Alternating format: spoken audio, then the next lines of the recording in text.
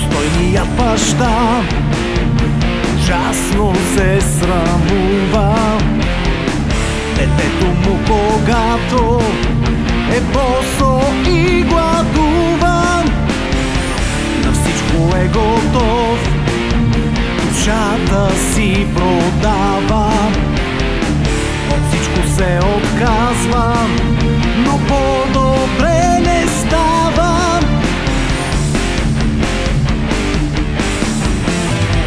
Бащата се тързае, да страда не престава. Вече даже няма от какво да се лишава. И през срама ужасен накрая се предава. Зарад позора страшен живота се прощава. Отива си бащата, сърцето му кърви. Само ще е детето, но поне не ще дели. Не е ли по-добре, не е ли по-добре, не е ли по-добре за нас да сме сираци? Не е ли по-добре, не е ли по-добре, не е ли по-добре за нас да сме сираци? Какви са днес, се питам, бащите на народа? Каква е тази тяхна особена порода?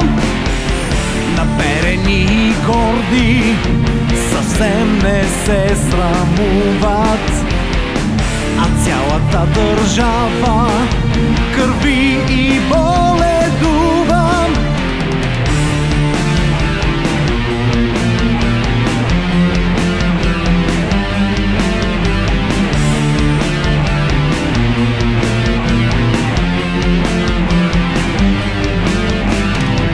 Макар че много хора са бедни и гладуват, бащите ни народни не спират да пируват. Със себе си извличат от всеки го изгода.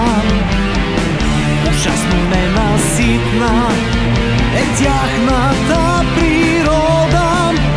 А щом не се насищат държавните юнаци, не е ли по-добре за нас да сме сираци? Не е ли